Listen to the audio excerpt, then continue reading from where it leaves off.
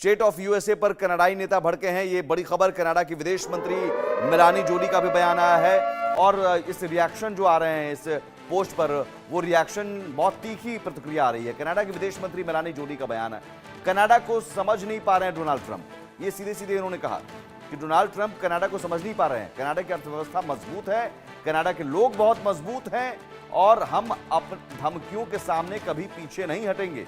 State of USA पर कनाडाई नेता भड़के, हालांकि ये भी लिबरल पार्टी के नेता हैं। जिस तरह से जस्टिन ट्रूडो ने पलटवार किया, मेलानी जोली उनके बहुत करीब मानी जाती हैं जस्टिन ट्रूडो की। इन्होंने भी कहा कि डोनाल्ड ट्रंप समझ नहीं पा रहे हैं। अब ट्रंप और ट्रूडो में क्यों ठनी है, ये पिछले कई दिनों से, ट्रूडो जब पीएम थे, उन्होंने इस्तीफा नहीं दिया था, तब से ट्रंप और ट्रूडो में ठनी हुई है। तो ट्रूडो पिछले महीने अमेरिका दौरे पर गए थे। दौरे के दौरान ट्रंप के फ्लोरिडा स्थित आवास पर गए थे। मारे लागो में ट्रंप और ट्रूडो ने एक साथ डिनर भी किया था। डिनर के बाद ट्रंप ने सोशल मीडिया एक पोस्ट किया और इस पोस्ट में कहा था, कनाडा के गवर्नर जस्टिन ट्रूडो के साथ डिनर कर खुशी हुई। गवर्नर, जल्द ही गवर्नर से दोबारा मिलना चाहूंगा। अब ये जो गवर्नर शब्द है, यही आपत्तिजनक थी। दोबारा मिलने के दौरान टैरिफ और ट्रेड पर चर्चा करेंगे। ट्रंप की गवर्नर वाली प्रतिक्रिया पर सवाल उठे थे, क्योंकि ये तो पीएम है, एक देश के पीएम हैं। आखिर ट्रंप ने ट्रूडो को गवर्नर क्यों कहा? किसी स्टेट में गवर्नर होते हैं, यूएस के स्टेट में। तो ट्रंप ने डिनर के दौरान ट्रूडो को ऑफर भी दिया था, और ये ऑफर कि आप जो है कनाडा को अमेरिका का 51वां राज्य बना दीजिए, बन जाना चाहिए। ट्रंप का ऑफर मजाक में दिया गया था, लेकिन ये मजाक नहीं था। दरअसल ट्रंप ये चाह रहे हैं, और ये ट्रूडो ये सुनकर असहज हो गए थे और हंसने लगे थे। जैसे एक आमतौर पर कोई डिनर करता है और डिनर के दौरान अगर कुछ ऐसी बातें हो जाती हैं तो लगता है कि ये मजाक था, लेकिन इस मजाक को इस मैप के जरिए डोनाल्ड ट्रंप ने बता दिया कि ये मजाक नहीं था। लेकिन इस राह में रोड़े बहुत हैं, ग्रेटर अमेरिका की राह में रोड़े बहुत हैं। क्या है? कनाडा और ग्रीनलैंड की जनता का विरोध। कनाडा का विरोध सामने आ गया है, ग्रीनलैंड की जनता का भी विरोध है। जबरन विलय करते वक्त मुश्किल होगी, जबरन विलय नहीं हो सकती है। विलय करते वक्त लोगों में आक्रोश बढ़ेगा और यह आक्रोश हिंसक भी हो सकता है। अमेरिकी संविधान प्रशासनिक ढांचे में शामिल करना चुनौतीपूर्ण होगा। पूरी की पूरी खाके को बदलना होगा। बाकी दुनिया से कूटनीतिक तनाव भी बढ़ेगा, क्योंकि एक संप्रभु राष्ट्र में आप दखल कर रहे हैं। फिर एक नए युद्ध से भी इनकार नहीं किया जा सकता। यहां पर युद्ध की स्थिति भी बन सकती है। बड़े क्षेत्र और बड़ी आबादी का प्रबंधन भी मुश्किल हो सकता है। ग्रीनलैंड में खनिज संसाधनों के दोहन से और ज्यादा नुकसान होगा।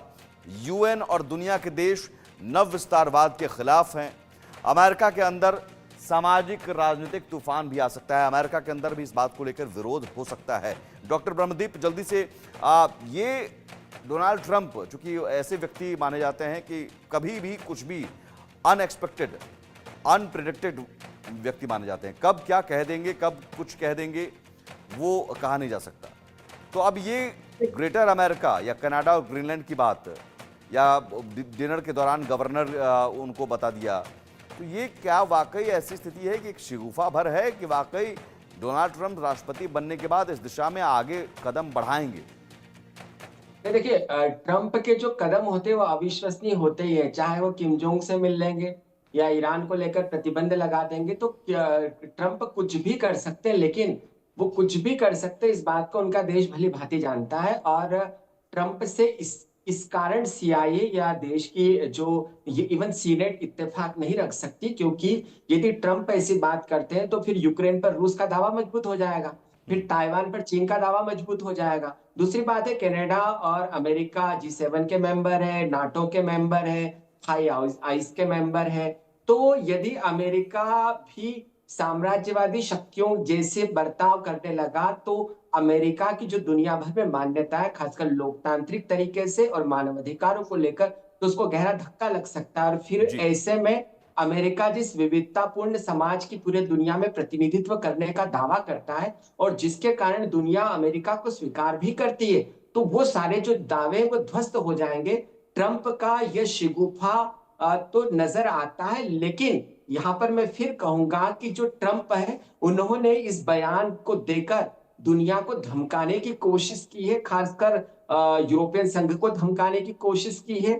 ब्रिटेन को धमकाने की कोशिश की है, कनाडा को धमकाने की कोशिश की है, नाटो को धमकाने की कोशिश की है कि अमेरिका का जो अरबों डॉलर दिया जाता है वो क्यों दिया जाए।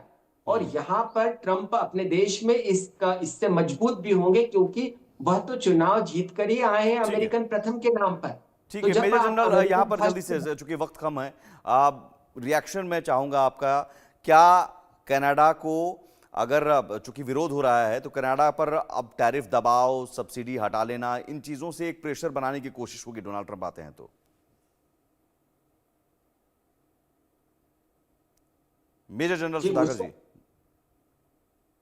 सॉरी, ये सवाल मेरे लिए था, जी सॉरी। जी जी। थोड़ा दोबारा रिपीट करेंगे प्लीज। कनाडा अगर नहीं मानता है, कनाडा जैसा कि विरोध हो रहा है, तो क्या कनाडा पर टैरिफ एक तरह से प्रेशर डाला जाएगा, सब्सिडी हटा ली जाएगी और इस तरह के दबाव आगे और तेज होंगे?